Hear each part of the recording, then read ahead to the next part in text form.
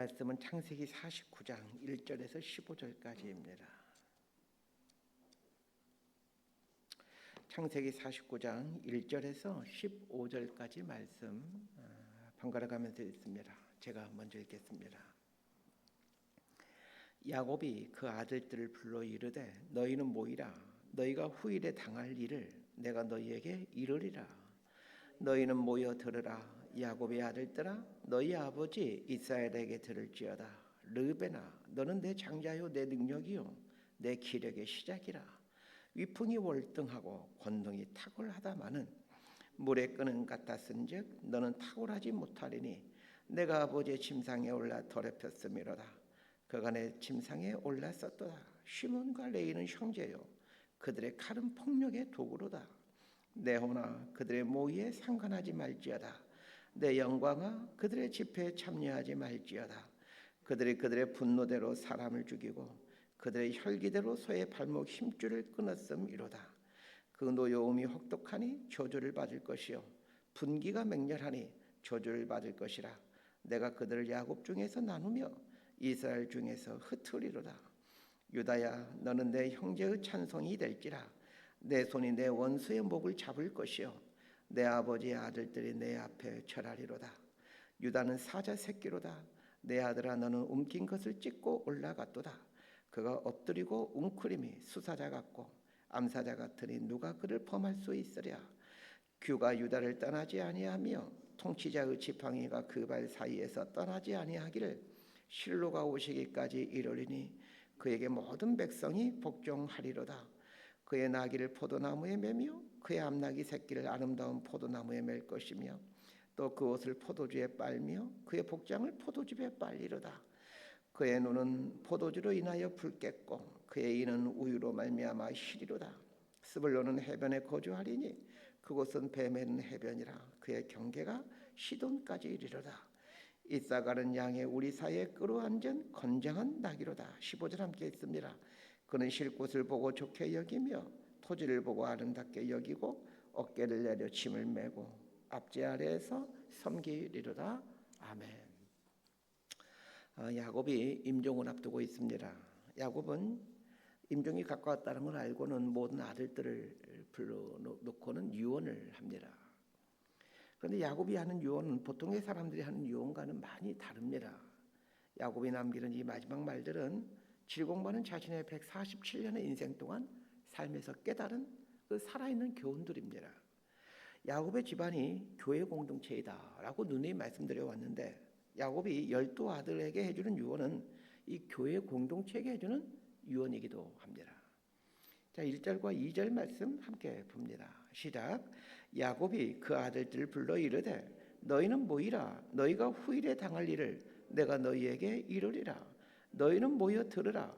야곱의 아들들아, 너희 아버지 이스라엘에게 들을지어다.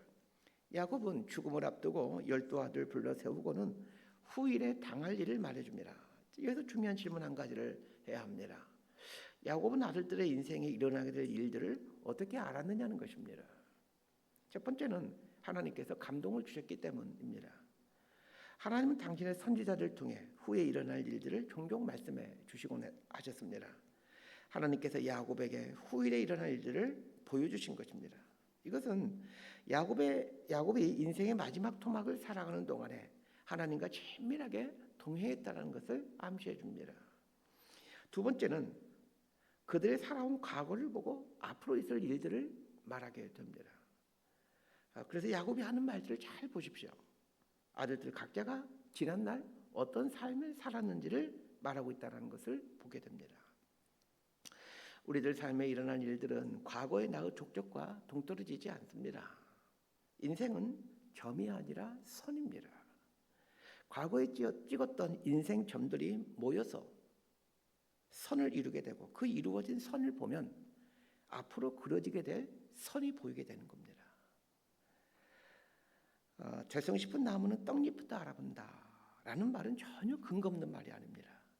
그가 그동안 찍어왔던 인생 점이 어떠한지를 보게 되면 그 점들이 찍어왔던 점들이 연결된 선이 보일 거고 어느 일정 방향으로 선이 만들어졌기에 이 선이 어느 방향으로 갈지를 보여지게 되기 때문에 죄성 싶은 나무는 떡잎부터 알아본다라는 말은 틀린 말이 아닙니다. 지난 세월 살아왔던 내 인생 족적들은 하나의 선이 되어 오늘의 나를 만들어 놓았고, 그 선들은 앞으로 내가 장차 어떤 선을 그어갈 것인가에 대한 힌트를 줍니다. 그렇다면 여기서 아주 중요한 결단을 해야 된다는 것을 알게 됩니다. 이전에 살아왔던 과거의 삶은 지금 어떻게 할 수 없다 한다 하더라도 오늘부터 찍어가는 인생점을 달리해야 된다는 것입니다. 내가 오늘 찍어가는 인생 족적은 오늘 나의 삶만을 결정하는 것이 아니라 미래의 내 삶에 큰 영향을 준다는 것을 기억해야 됩니다. 야곱은 자신들의 지나온 삶을 누구보다도 잘 알고 있습니다. 그들의 지나온 삶을 보면서 그들의 미래가 어떻게 될 것임을 감지하는 것입니다. 그래서 야곱은 12아들을 불러놓고 어떤 아들들에게는 저주에 가까운 이야기이지만 모든 아들들이 다 함께 듣도록 하는 것입니다. 자, 우리 3절과 4절 말씀을 함께 보도록 합니다. 시작. 르베나 너는 내 장자요 내 능력이요 내 기력의 시작이라. 위풍이 월등하고 권능이 탁월하다마는 물의 끓음 같았은즉 너는 탁월하지 못하리니 내가 아버지의 침상에 올라 더럽혔음이로다. 그가 내 침상에 올랐었도다. 첫 번째로 예언을 해주는 사람은 르벤입니다. 르벤의 인생은 어떤 인생이었습니까? 르벤은 야곱의 장자로 인생을 시작한 사람입니다. 그래서 르벤을 가리켜 르벤은 내 장자요 이렇게 말을 합니다. 임종을 앞둔 이 야곱 주위에 있는 사람들은 모두 야곱의 아들들입니다. 르벤이 장자라는 걸 모르는 사람은 한 사람도 없습니다. 다 르벤의 형제들이기 때문입니다. 그런데 왜 야곱은 르벤을 가리켜 르벤은 내 장자요 이렇게 말하는 것입니까? 르벤은 야곱의 장자로 축복받은 인생을 시작하였습니다. 이 히브리 문화에서 장자가 된다는 것은 대단한 축복입니다. 분명 르벤은 야곱에게 내 능력이요 내 기력의 시작과 같은 삶을 살기 시작한 사람입니다. 야곱이 르벤을 낳을 때는 야곱이 하란의 외삼촌 집에서 종살이하고 있을 때였습니다. 종살이하고는 야곱에게 막 태어난 큰아들인 이 르벤은 야곱에게는 삶의 이유였고 희망이었습니다. 아무리 힘들고 고되어도 르벤을 보면 힘이 생겼습니다. 그래서 르벤을 향하여 나의 능력이요 나의 기력의 시작이다 이렇게 말하는 겁니다. 르벤은 야곱의 기대대로 위풍이 월등하고 권능이 탁월한 아들이었습니다.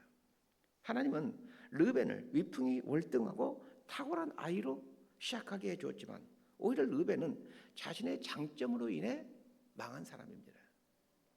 장자라는 총의와 기대 그리고 자신에게 있는 이 월등한 능력 때문에 오히려 그는 교만해졌습니다.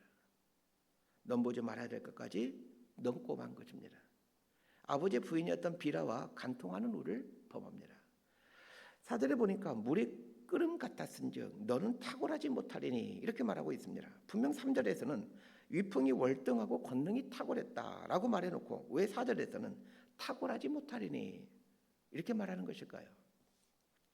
그 이유를 물의 끓음 같았은즉이라고 말하고 있습니다. 이 물의 끓음 같다라는 말이 무슨 말일까요? 르벤의 인생을 그릇으로 표현하고 있습니다. 그리고 르벤에게 주어진 복을 그릇 안에 담겨진 물로 표현하고 있습니다. 그런데 르벤의 인생 그릇에 가득 채워졌던 그 복들이 부글부글 끓게 되었다는 겁니다. 하나님께서 그의 인생 그릇에 가득 물을 부어주셨는데 르벤이 자신의 분수를 모르고 부글부글 끓게 하여 이 많은 복들을 사라지게 했다는 것입니다. 하나님께서 우리에게 주어진 복들로 마음이 교만해진다면 오히려 그것은 인생을 해치는 독이 된다는 것을 말해줍니다. 르벤에 대한 이런 예언 때문에 이스라엘 역사에서 르벤 지파에서 지도자가 나오는 경우는 단 한 번도 없습니다. 사사시대를 보십시오. 많은 사사가 나오지만 르벤 지파에서는 단 한 명도 사사가 나오지 않습니다. 그 외에 왕도 마찬가지고 중요한 선지자들 중에도 르벤 지파에서 나오지 않습니다. 장자였지만 장자의 역할을 하는 사람이 그 속에서는 한 사람도 나오지 못합니다. 야곱이 르벤에게 해주는 말은 야곱의 12아들뿐만 아니라 모든 그리스도인들에게 해당됩니다. 너희들도 마찬가지이다. 하나님께서 주신 복들을 바르게 사용하지 못하고 자신의 욕망을 위해 사용한다면 결국 하나님께서는 그 복들을 거두어 가실 것이라는 것을 명심하라라는 말입니다. 5절에서 7절까지 말씀 함께 봅니다. 시작. 시몬과 레위는 형제요, 그들의 칼은 폭력의 도구로다. 내 호나 그들의 모의에 상관하지 말지어다. 내 영광아 그들의 집회에 참여하지 말지어다. 그들이 그들의 분노대로 사람을 죽이고 그들의 혈기대로 소의 발목 힘줄을 끊었음이로다. 그 노여움이 혹독하니 저주를 받을 것이요, 분기가 맹렬하니 저주를 받을 것이라. 내가 그들을 야곱 중에서 나누며 이스라엘 중에서 흩으리로다.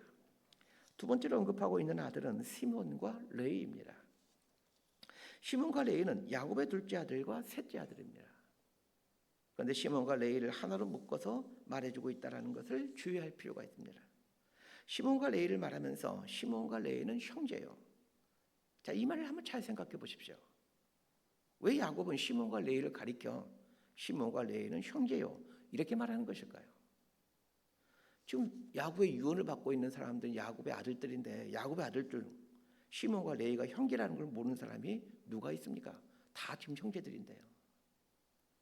시몬과 레위는 서로가 꿍짝이 너무 잘 맞는 형제지간이었습니다. 인생을 살아가면서 꿍짝이 잘 맞는 사람이 옆에 있다는 것은 굉장한 복입니다. 그러나 꿍짝이 잘 맞는 것 때문에 오히려 폐가 망신할 수 있다는 것을 기억해야 됩니다. 시몬과 레위는 악한 것에 대해 꿍짝이 잘 맞는 사람이었습니다. 야곱은 시몬과 레위에 대해 그들의 칼은 폭력의 도구이다 라고 말합니다. 이것은 세겜 족속을 진멸했던 사건을 말합니다. 세겜 족속을 진멸한 사건을 언급하면서 야곱은 7절에서 그 노여움이 혹독하니 저주를 받을 것이요, 분기가 맹렬하니 저주를 받을 것이라. 내가 그들을 야곱 중에서 나누며 이스라엘 중에서 흩으리로다 라고 저주합니다. 야곱의 아들들의 이 축복의 사람 야곱의 감은 야곱의 교회에 속해 있기에 무조건 축복받은 것이 아닙니다. 야곱은 시몬과 레위를 포함한 모든 아들들에게 그들의 모의에 상관하지 말지어다, 그들의 집회에 참여하지 말지어다 라고 경고성 명령을 하고 있습니다. 악을 계획하고 악을 모의하는 모임에 가지 말라는 것입니다. 악을 모의하는 곳에 가지 않게 되기를 바랍니다. 나쁜 일을 하다고 의논하는 모임에는 가지 마십시오. 사람들 흉보고 이런 모임에는 가지 마십시오. 결국 시몬과 레위는 어떻게 된다라고 말하고 있습니까? 야곱 중에서 나누게 되고 흩어지게 된다라고 말하고 있습니다. 이 말처럼 정말로 나중에 땅을 분배받을 때 시몬 지파는 자신의 땅을 할당받지 못합니다.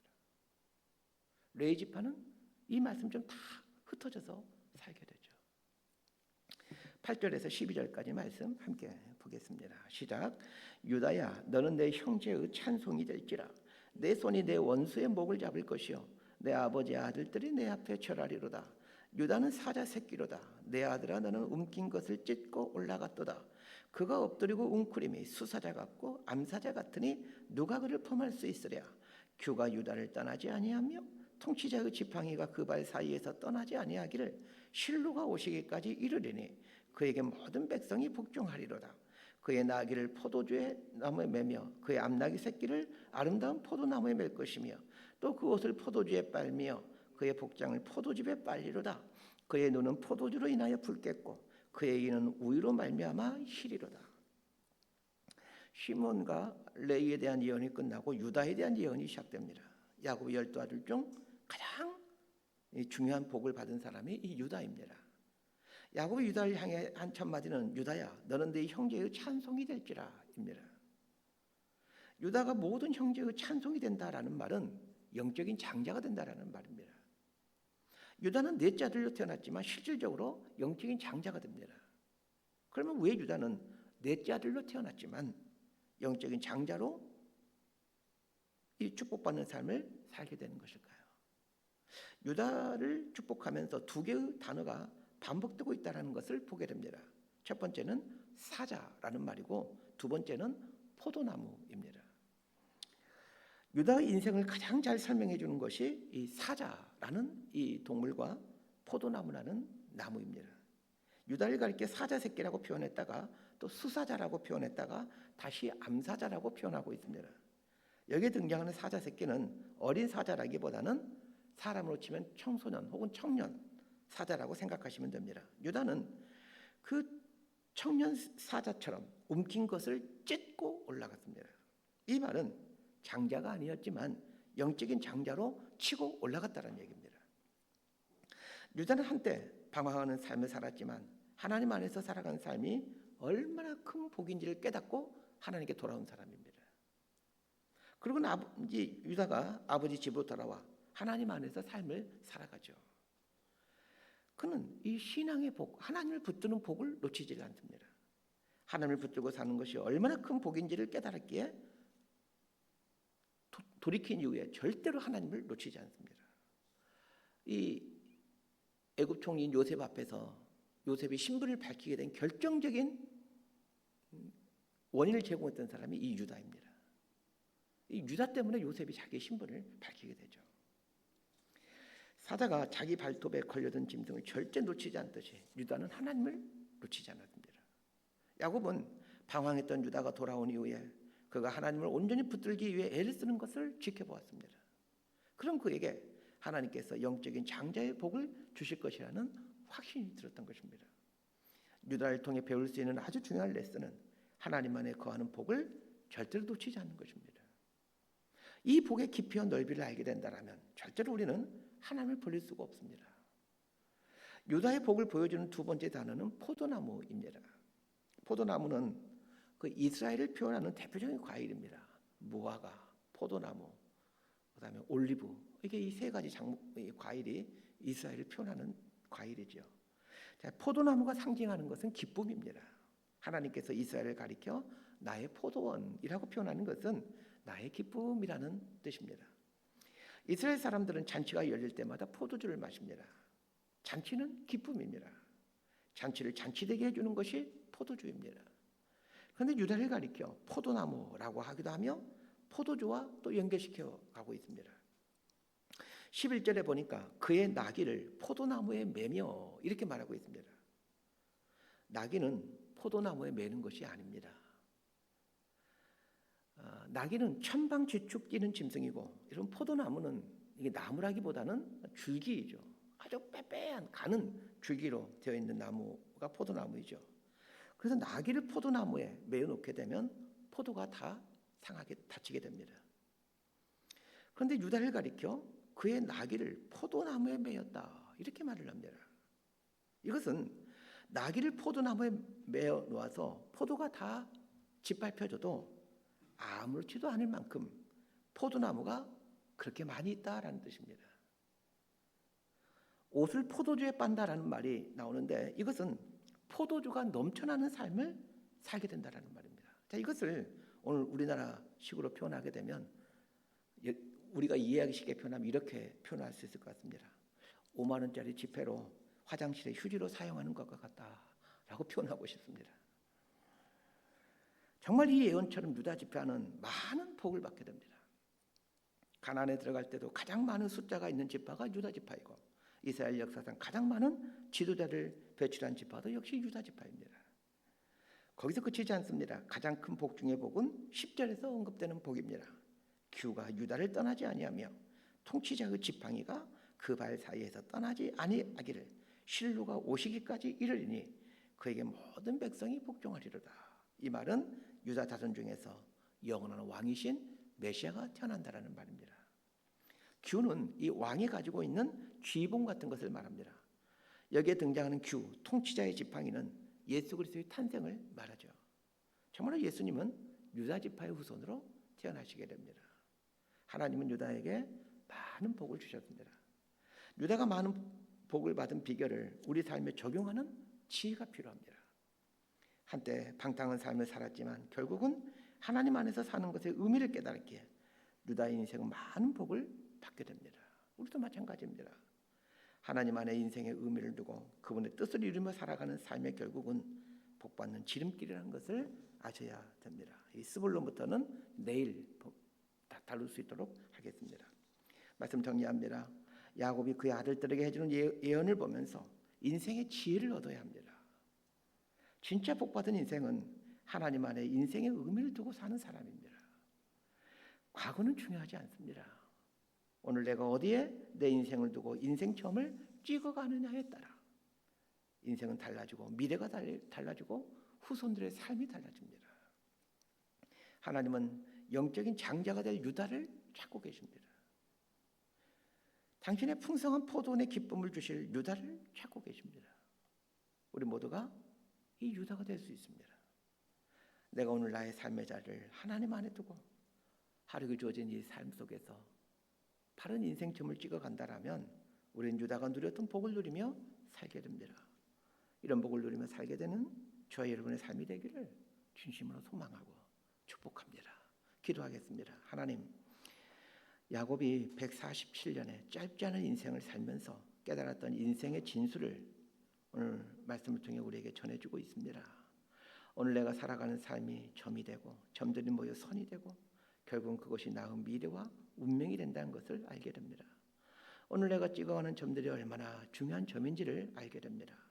하나님 안에 존재의 근원을 두고 하나님과 함께 인생점을 찍어가는 지혜를 갖게 하옵소서. 지나온 삶이 허랑방탕한 삶이었을지라도 오늘 하나님 안에 사는 것의 가치를 깨닫고 하나님을 붙들고 살아갔던 유다처럼 하나님 안에서의 삶의 가치를 깨닫고 유다에게 주셨던 하나님의 복을 받아 누리며 사는 복된 인생들 되게 하여 주옵소서. 예수님 이름으로 기도드리옵나이다.